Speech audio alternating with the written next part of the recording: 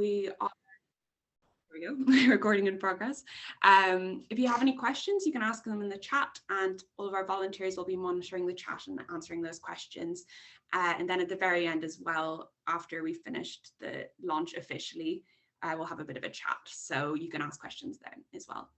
Okay, so I guess we'll get going. First of all, welcome everybody to the official launch of BFRB UK and Ireland.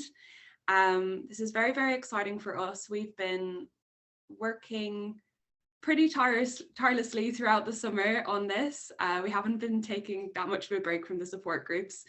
So we're having an official launch. You might have noticed recently that we've changed our names on our social media. So it's now UK and Ireland. And we've been, quite active on there. First of all, I want to say it's so nice to see such a nice mix of new and familiar faces.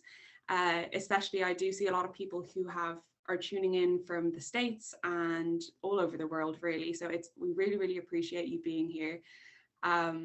We're also just so thrilled with the amount of support we've received in the time coming up to this event. We've had so many messages, lovely messages from people, loads of people wanting to help out and support us. So we're really, really, really appreciative of that. So I'll just quickly run through the agenda for today before I pass over to Bridget. So what we're going to start off with is Bridget is going to talk through a bit about the history of our group, how long we've been around and what we do. Then our brilliant small group of volunteers are going to introduce themselves, how they got involved in the group and their stories and backgrounds. This will be followed then by our big announcement, which will be given by Michelle. So that's what this is all about, this big announcement, but I'll keep that a surprise until we get to that stage. Following that, we are going to have just two members talk a little bit about their experience with their BFRBs and with us as a group. That's Justin and Lucy. So we're very grateful for them to be willing to talk today and just give a bit of a testimonial about what we do. And then finally, we're just going to talk through our plans for the future and all of the different ways that you can get involved with the group and our future.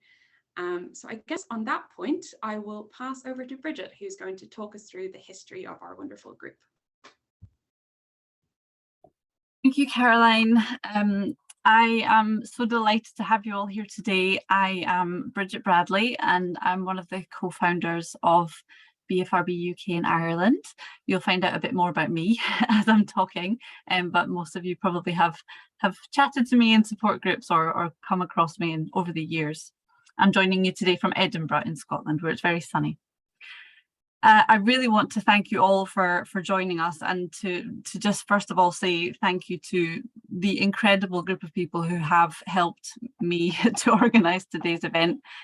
Can guarantee it has been no small effort, but it has mostly been conducted through a WhatsApp group across several countries where messages have been flying back and forward, often very late at night and very early in the morning. So you can imagine how difficult and challenging that has been. I also want to especially thank my co-founder Pavit, who I'm representing today and sharing our story on her behalf. Pavit's joining us in the background today. She should be in the audience very soon, so please say hello to her in the chat. So thinking back to the origin story of BFRB UK in Ireland is a little bit like stepping back in time or even into another lifetime completely. It was before Pavit decided to become a treatment provider for BFRBs, so she's recently retrained as a psychotherapist.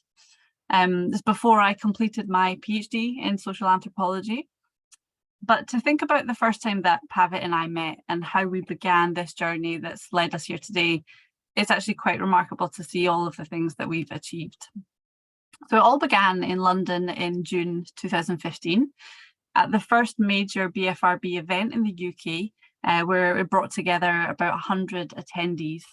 This event was organised by the TLC Foundation for BFRBs in the United States, and myself, Jude and Pavit were there as volunteers and speakers. And the buzz in the room that day was ecstatic. For most people there, it was the first time they had ever attended an event that was solely dedicated to body-focused repetitive behaviours, the first time they'd heard experts discussing world-leading research. Some people had brought their families along, some attended completely alone, but for many of them, it was the first time they had ever spoken about their hair pulling or skin picking out loud. For most, it was also the first time they had ever met someone else who shared those experiences.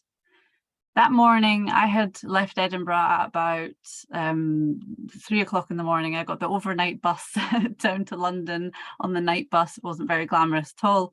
And little did I know that would be the start of very many trips from Edinburgh to London on public transport. It was the first event for me that was really special because it was also the first day of me officially starting my PhD fieldwork for my research, which was all on the lived experiences of hair pulling and skin picking. So it was the first moment for me where I was able to start observing and learning and talking to people about what it was like to live with BFRBs beyond my own experience that I knew, and to talk to loved ones and professionals who are dealing with and supporting those with BFRBs, but also to follow the amazing community that emerged alongside events like that one. And that really became a core part of my research and a core part of the story of BFRB UK in Ireland. Following that day, it was very clear to Pavitt and myself that the UK needed more of these connections. We kept in touch with the attendees and we promised to organise more meetups. We started our Facebook group, we continued our advocacy and raising awareness. We reached out to many people of different backgrounds, cultures and ages. My fieldwork continued, and those special connections with individuals just grew and grew. Each person I met for a research interview told me about the years that they had spent hiding, the intense shame, the lack of understanding from their loved ones, from doctors. These conversations with me seemed to help people. It seemed that talking to someone else who had a BFRB and feeling less alone really made a difference. So before long, Pavitt and I decided it was time for us to start some support groups and to bring people together. The first one launched in Edinburgh in 2015, and then we did the next group in London in early 2016. So while I was combining fieldwork, travelling across the country, I also decided to start a group in Manchester because this was a city I was passing through regularly. But I struggled to keep this third group going. And these years of getting the group started and maintaining them involved lots of travel, lots of commitment, and emotional and financial burdens for Pavitt and I. Pavitt did all of this when her 2 children were under 5. And now that I have 2 children under 5, I realise how incredible that was. But the challenges made us fight harder, made our friendship stronger, and reminded us every day why this work was worth doing, even when it felt like it was too much. But as we grew, it became apparent that there was a severe lack of specific treatment for BFRBs in the UK.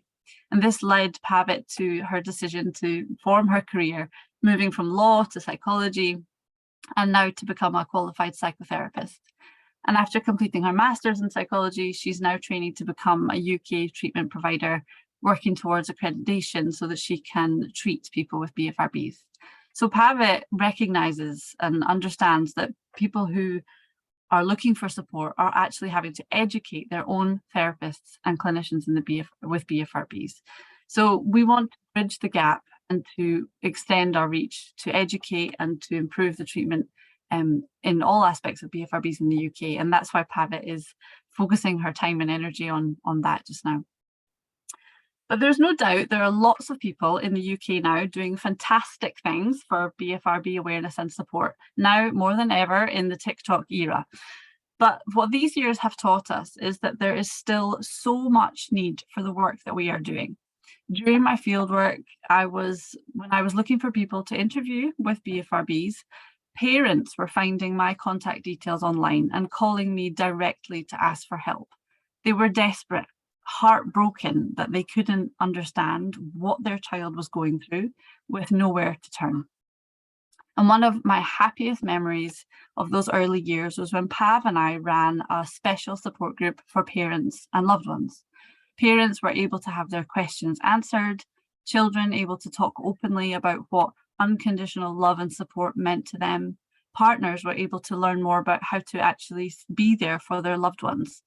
But the reality of this desperation from desperate parents, it reminded Pav and I that we could not do this alone. The undertaking was too big. The pandemic then hit us, like it hit every community, but the need for our support groups suddenly skyrocketed. We rose to the challenge and we quickly moved our groups online, offering meetings weekly instead of monthly. And during the many lockdowns in Britain and Ireland, our groups provided a lifeline for hundreds, perhaps thousands of people with BFRBs. We unfortunately didn't keep count of how many people were passing through. The new online nature of our groups also meant they're more accessible to people around the world who shared similar time zones or who just wanted to chat with us in the middle of the night. So we continued this format and we're still running fortnightly meetings to a growing number of attendees from Britain, Ireland and beyond. Crucially, we now have an amazing support network of our small team of volunteers. These people have stepped up and have guided us through the last few years, making sure that our support groups continue without fail. And to them, we are so, so grateful. So Jude, Caroline, Michelle, Talia and Tash, thank you. We also want to thank the volunteers who've helped us over the years running the in-person support groups and online groups, including Fran, Verena, Daniela, Anna Marie. And finally, a big thank you goes to the TLC Foundation in the United States, who have offered a great deal of support and guidance for us over the years, both in clinical training, in research opportunities, and who continue to act as our inspiration. So today's launch of BFRB UK and Ireland is the ultimate celebration of our incredible community, what we have achieved and what we hope to achieve. And we're so excited to share with you our plans for the future. But for now, I'll hand back to Caroline. Thank you, Bridget. That was fantastic. It's so interesting hearing about the huge history of our group, especially when I've only really joined in the last couple of years. But it's just so incredible what you have been doing and what you and Pavitt have created. So now we're going to move on and we're going to meet our volunteers. So we have a very small but wonderful group of volunteers and just think it would be nice to introduce ourselves. First on the list is Jude, and unfortunately Jude is quite poorly today. So she's said it in the chat that she is there and she's listening, and she's also in charge of all of the tech today. So I'll just quickly say a little bit about her. Anyone who's met Jude knows how absolutely fantastic she is. She is the absolute queen of support groups and community rooms. She makes everybody feel so, so, so welcome. And usually she's the person who just completely changes people's lives for the first time when they go to a support group. I did ask her if there was anything in particular she wanted me to say about her today. And the one thing she said was that nothing makes her happier than seeing people when they come to their support group for the very first time, seeing people realize that they're no longer alone. So I guess that says quite a lot about Jude, doesn't it, really? So yeah, that's Jude. And unfortunately, she isn't well, but we love her very much. So next is Michelle. Thank you, Caroline, and that is absolutely beautiful. And thank you, Bridget, as well. I just want to start by thanking everyone for joining today, because it is a very special day today. For those that don't know me, my name is Michelle Davidson, and I live in Edinburgh as well. My background's actually in social work, but I have actually moved now and I'm working more in sales events, so a bit of a difference there. But yes, I have had trichotillomania for a while, since I was a teenager. And I was lucky enough to find Bridget and the in-person group, and she was incredibly supportive. I do remember a little bit about that meeting. It was a bit of a blur. I do remember crying a lot. I didn't say much, but it was very emotional. But no, it put me onto that path and I learned a lot. And yeah, it was a really, really good experience. And this is why this work is so, so important. So after our meetings moved online, I began helping out a bit more, and I supported with the emails and leading sessions. And I'm so excited to be part of today and to let you know about the announcement later on. So I'll hand back to Caroline. Thank you ever so much. So I guess I haven't really introduced myself yet. But my name is Caroline. I currently live in Oxford in the UK, but I am from Dublin in Ireland originally. I was the person who fought tooth and nail to include and Ireland. Well, not really. Everyone was very receptive to adding and Ireland to the group's name. I have trichotillomania. I've pulled out my hair since I was a very young child. And I didn't go to a support group. My very, very first support group was in March 2020 when the lockdowns happened and everything moved online, because up until that point, there wasn't really any support in Ireland, unfortunately. And I did know that this group existed, but it was on the other side of the pond. So honestly, everything moving online was life-changing for me. My very first support group that I went to, was hosted by Jude, I think, and she was the one who introduced me to everybody. Yeah, she said, I remember the meeting so well, and it was just absolutely fantastic, and it really has changed my life for the better. So from then on, I was going to the support group. I think they were weekly at that stage during the beginning of the pandemic. I don't know how you guys kept going with that. And then around a year ago, I joined the team, and since then have been helping out with the support groups. And my goal now in the future is I am hoping to study BFRBs as work. I work in psychology research at the moment, so I'm hoping that I can do that. And that's all inspiration from people like Bridget with her PhD in social anthropology, with Jude, who has a PhD in BFRBs as well in psychology, and then with Pavitt, who's studying to be a qualified psychologist for BFRBs. So that's me. Next is Tash. Hello. My name's Tash. I have helped to facilitate some of the support groups for about half a year, maybe a year. It's hard to tell with all this COVID stuff going on. But I went a bit around the houses of how I joined BFRB UK and Ireland. It's so weird saying it out loud because we're just like the group.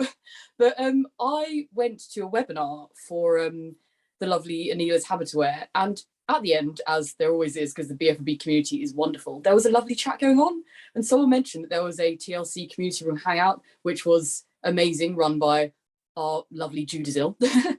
But it was so lovely and welcoming that I was just like, I can't believe that this is the first time that I've met people with BFRBs. I have searched for a while, clearly not well enough. But then I managed to find everyone, and it just felt like a family. And so I didn't really want to leave. And it's like Jude knew this, because I got a lovely message from her saying, there's a UK and Ireland group, come, it's this week. And I joined, and it was just wonderful. And I joined for help, for support. And then here I am being the supportee, being to the supporter. It's very interesting. But I felt like I didn't want to leave in a way, because it was just I've never met such a wonderful community in all my life. I'm a skin picker, a hair puller, and a nail biter as well, and it's just been great to just be around people who understand. Like, not always in the support groups is it just about BFRB support, it's just about our lives, because obviously we're human beings beyond this, and it's just nice to be in like a zen of, you know, being with people who just get it. And I feel like a lot of us were looking for a space for that, and yeah, it's just lovely to be here. And I massively thank Bridget and Pav and all the team members for just being so bloody lovely. So I love you all so much. And hopefully, you know, we can take this to great heights. I have great hopes for us all. And we all just want it so much, just to give back to the community. And that's me. Thank you so much, Tash. So last but not least is Talia. Hi everyone, I'm so happy to be here. So my name's Talia, and first off I just want to say a massive thank you to everyone for coming and joining us, and also for all the other volunteers. It's been so amazing to work with you all for the past year, 2 years, and honestly I've loved every minute of it. So I'm 19, I'm from London, but I am at university in Cambridge most of the year. And I've had trichotillomania for the past, I think, 5 or 6 years, not sure exactly. And similarly to Caroline, joined the BFRB UK community in March 2020, right at the beginning of COVID. And it was actually my therapist who reached out to Bridget, I think, over email on my behalf. I think she actually might have done it without telling me. And I remember at first I was completely terrified to join, and I hated the idea of a support group. But fast forward a few weeks and I literally felt like part of the family. Everyone has been so welcoming, and it honestly really is the loveliest community. Yeah, I've always really felt really welcome at home. So since then I've kind of joined the support groups fortnightly, and like Tash was saying, just stayed on for hours and hours. And even after the 2 to 4 slot would finish, everyone would just stay on. And even some nights we would end up having like a Zoom until really early hours in the morning, because it was just so incredible to speak to people who understood how I felt and not having to explain myself at all. And everyone just completely understood exactly what we were all going through. So it's definitely been a very emotional journey, a bit like Michelle was saying. I think there was a lot of tears and crying and kind of coming to terms with things during the start. But honestly, it's been the most incredible journey, and I wouldn't change any of it. And this support group has really helped me through so much. When I first started, none of my friends or family knew that I was pulling out my hair, and now pretty much everyone in my life does. So that's been really amazing. And I've also started another small group at my university with just a couple of other students who also have BFRBs. So that's been great. There's a group of about 10-ish of us, and I'm hoping to expand that a bit more this year. But yeah, I'm just really excited to be here, and it's just so lovely to see so many familiar and new faces. So thank you. Thank you, Talia. Okay, so now I'm actually going to pass over to Michelle, who is going to announce our big news. Thank you, Caroline. Yes, so now comes the time for our big news. I'm sure that you've all been waiting for. We are delighted to announce to all that we're now ready to fulfill the goal that we've always hoped, and be able to work towards, and in turn, our network into the first ever charity for body-focused repetitive behaviours in the UK and Ireland. So this is very exciting. And to this, we also marks the launch of our first ever fundraising campaign. So through this fundraiser, we will be able to sustain and grow this community in ways that are desperately needed, as evidenced above. And crucially, we do recognise, however, that we are living in extremely challenging times, and we're all keenly aware of the immense financial pressures that every individual here today is facing in completely different ways. So while we are asking for your support, we know that not everyone will be able to support with a donation, but please do not worry. There are plenty of other ways for you to get involved and help us fulfill this vision. And we will give you some information in a little while. But if you can, please do help and donate. But for now, we are excited, drumroll, to announce our fundraiser as officially open. Thank you very much. Now back to Bridget to tell you more about our vision for the future.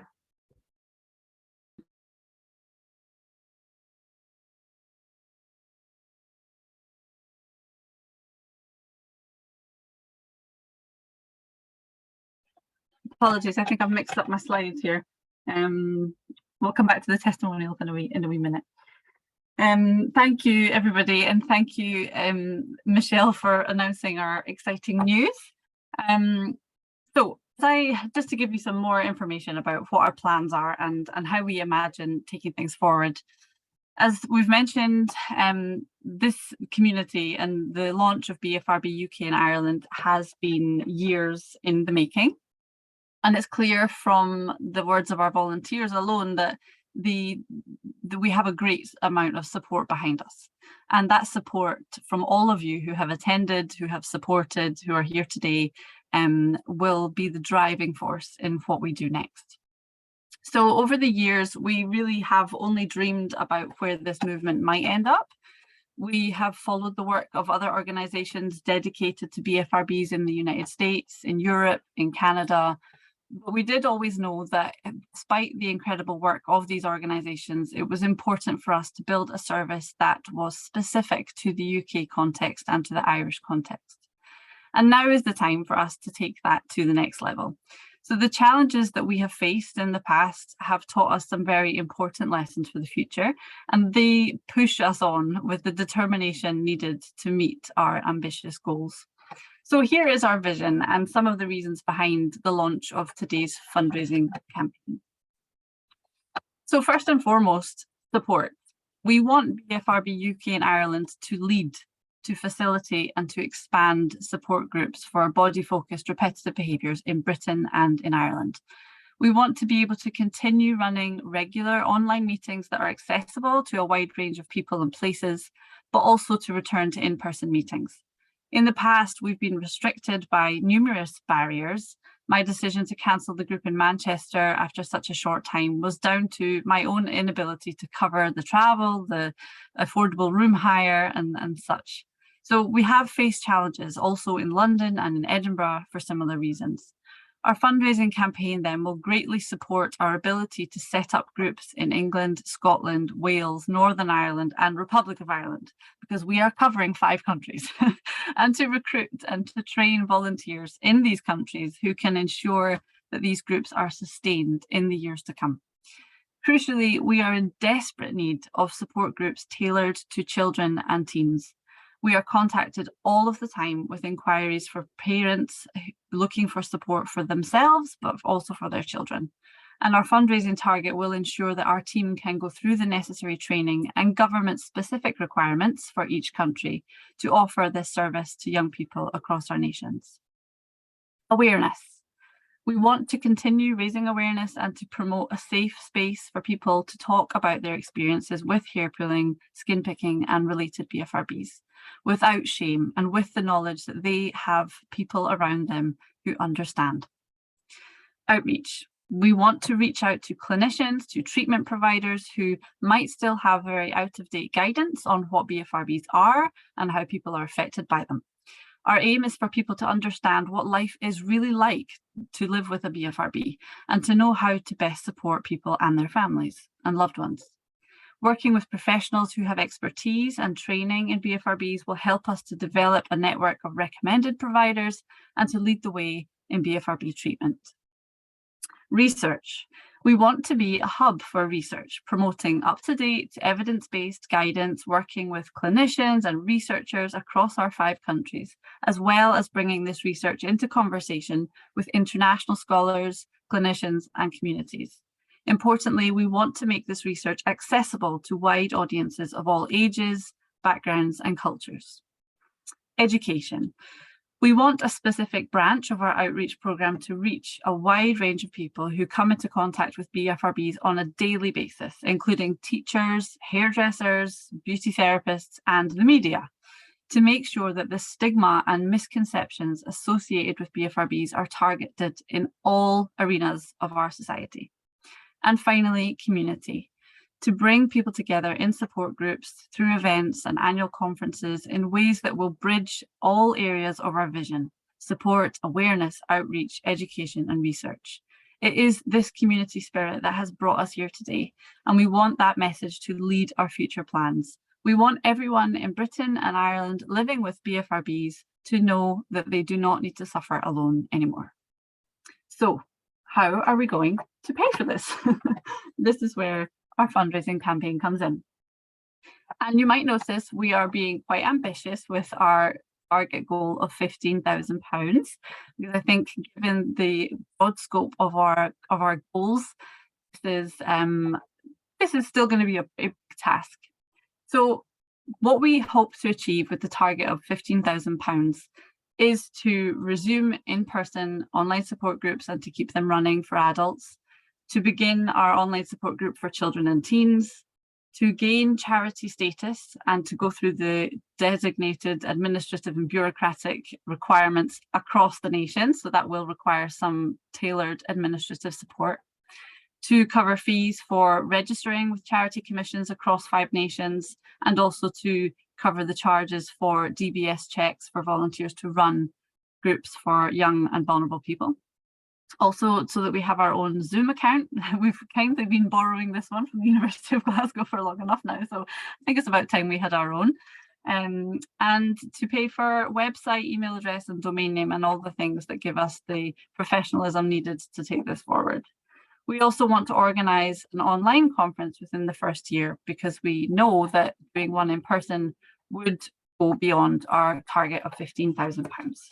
So we're also being realistic, and we have some stretch goals here, knowing that if we are pushing the boundaries here and we're able to raise more money, then we can do more quicker. So what we think we could do with slightly more money is to enhance and to secure longer term funding through applying to trusts and foundations, to be able to resume in-person support groups across the UK and Ireland in more places. 2 years of a Zoom Pro account, as well as extending outreach programme and collaboration for research. We want to aim towards an in-person conference in year 2 if we're able to raise these funds, and again to design specific resources and materials that we can distribute as part of our outreach programme are relatable to a British and Irish audience. And again, if we can take this even further, then the quicker things will get done and the more we'll be able to achieve in a shorter space of time. So we imagine that if we can push the boundaries and raise over £30,000, then we'll be able to fund at least 3 years of the charity's development and outreach. We'll be able to extend the support groups in a much easier and more accessible way. We'll be able to increase our event schedule across the nations. And we'll also be able to provide some bursaries towards the annual conference that we're planning, so that people who might struggle with travel can also join us. And most importantly, we'll be able to build our team of experienced people to ensure the long-term sustainability of the charity. So as you can see, our goals are ambitious, but I think with your support we can get there, and we'll give you some more information in a moment about what how you can get involved. I think now I'm handing over to our wonderful testimonies. Sorry for the slides not matching.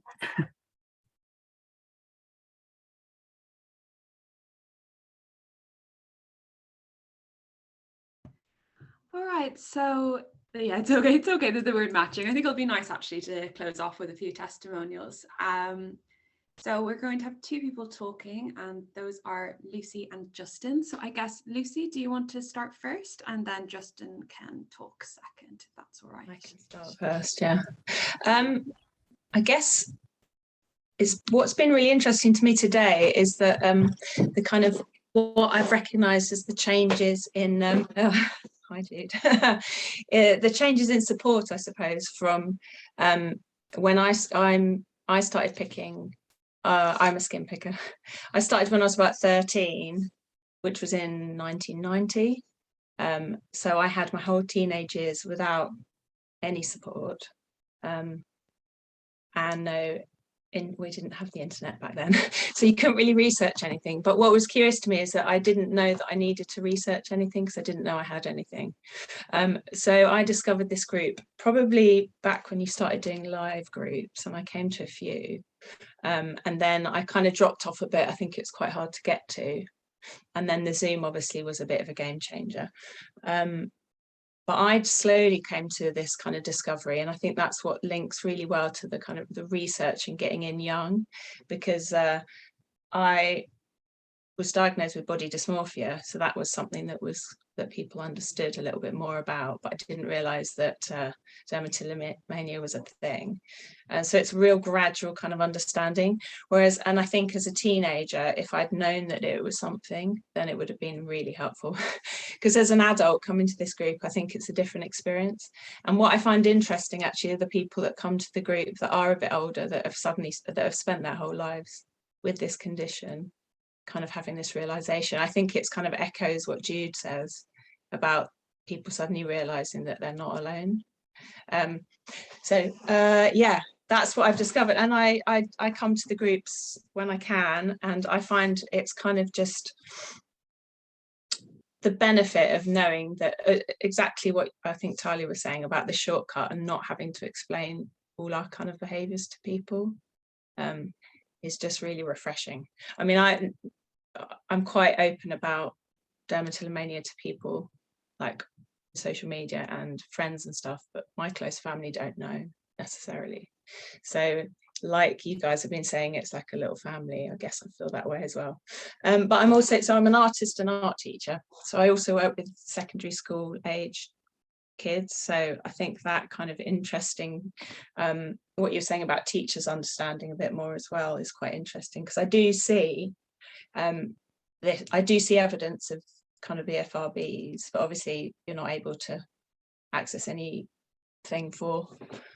to forward on to people. So that would be really, really useful. I think knowing that this is something, and I went to the big kind of TLC, what was the meeting that happens every year that happened to be on Zoom during COVID. I think COVID has had some benefits completely. It means that a lot of people can access stuff.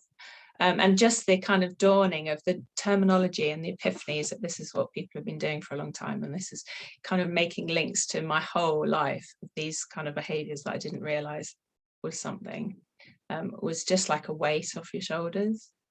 So I think it's brilliant what you're doing, and I think accessing and kind of getting children and teenagers help early would be really interesting to see the development of BFRBs in a lifetime, in a way, because I think the group that exists currently has got such a diverse range of ages and genders and people with different experiences, and I think the younger people on the group are so kind of savvy to their conditions, and I think that's really refreshing to kind of be able to take control, and I think that's what the group has given me as well, and it also gives me an outlet for when I'm feeling really rubbish as well.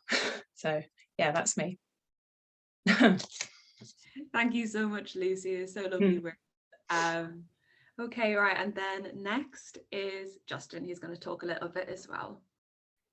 Hey guys, I'm Justin, and like Lucy, I discovered that anyone else in the whole world did the things I did when I was a grown-up. So I actually met Bridget, Jude and Pavitt, I think in 2015 in Arlington. And I suppose I'd like to talk about three different things. One is, for anyone who's joining this group today who doesn't know all of these people already or hasn't been to a support group, I would say that the first great boon of this work and the things that Jude and Bridget and Pavitt have put so much of their professional, personal and kind of volunteer and organization time into is just that there's so much love in these groups. So it's not just that you are in a space with people who are the same, who you don't need to explain the difficulties that you've had. It's also just, there is just so much love. Somehow we more easily hold like kindness and compassion for one another than we ever did for ourselves. And through that work, I think we find kindness and compassion for ourselves. So I think all of these group endeavors are just hugely valuable. And I mean, so, you know, I've known Bridget and Pavitt and Jude for 7 years now, and I've seen from afar, I live in Virginia in the States, but I've seen, you know, the amount of commitment and energy that they've brought to this work, and also coming from a place of personal experience. So always with compassion first. So I can't think of better people to be leading an initiative in the UK. And it just seems wrong to me that at this time, any kids in the UK should be dealing with this with the kind of isolation that I felt as a child. It just doesn't seem necessary. So allowing that connection to be made and just getting enough information out there and being able to provide some of these support groups, I think immediately just allowing people to shed some of their shame and to be in groups of people where they feel love and support and not like the odd one out, I just feel is so valuable. So anyway, I would encourage anyone who's got any money to put their hand in their pocket and donate to this fundraiser. I think for all the work that these guys have done pretty much out of their own pocket and off their own back, it's beyond time that the UK and Ireland needs its own charity, working alongside other ones like TLC Abroad, to just develop and offer the kinds of services and information that are going to benefit so many people in the UK and Ireland. Anyway, that's me, guys. Thank you. Thank you so much, Justin. That was wonderful. We're just so grateful that both yourself and Lucy were willing to talk today. It's great hearing an outsider's perspective on these things rather than just the volunteers talking. So thank you so much.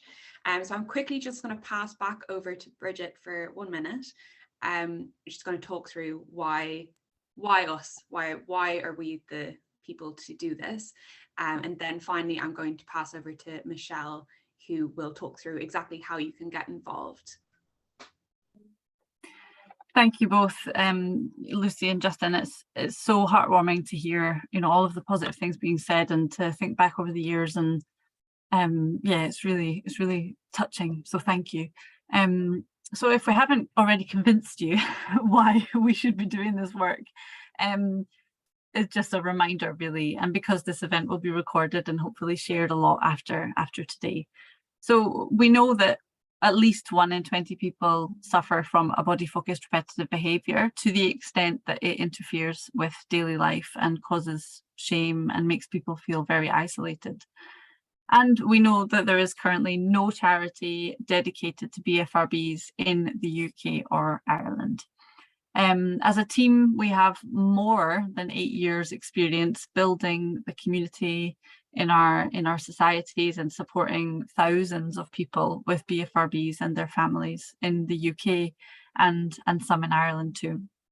Our own lived experience from each of us drives the work that we do and really is what brought us here today. So every single one of us talking today has lived with either hair pulling or skin picking or related BFRBs for most of our lives. And I think that's what gives us the expertise, the embodied expertise, as well as all of the other types of expertise that we've gained.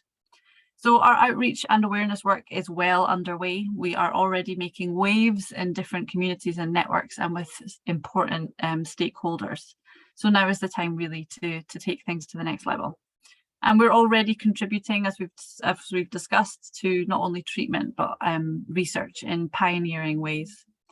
And we know that on the back of the pandemic, that the increasing demands on mental health services across our 5 nations, as well as globally, means that now really is the time to create a service that will really improve BFRB care in the future, and that is dedicated to that, to avoid many people like us coming to this discovery much later in life and allowing the shame and isolation to affect every relationship, every interaction, everything that we do. We don't want people to have that experience. We want them to find us sooner, and we want to help extend the work that we are doing. So Michelle's going to tell you a bit more about how you can help us achieve this. Thank you, Bridget. Yes, so like I said before, donations will make a huge difference, but there are so many other ways that you can get involved and support us. And it can be simple things which don't take a huge amount of time as well. So do think about these.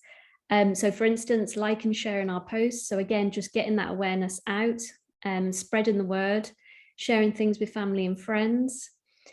Also share the details of the GoFundMe account with anyone you think might be able to have, well, maybe potentially have quite a bit of money that can support us as well. We're more than happy for you to do that.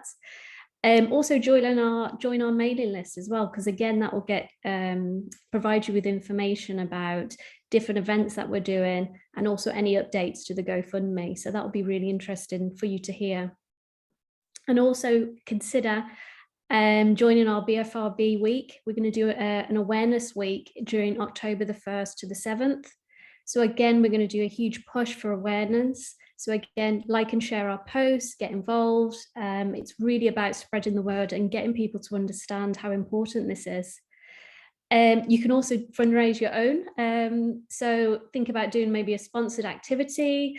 If it's a possible run, maybe climb a hill, anything at all is the best. You can think of some really good creative ideas.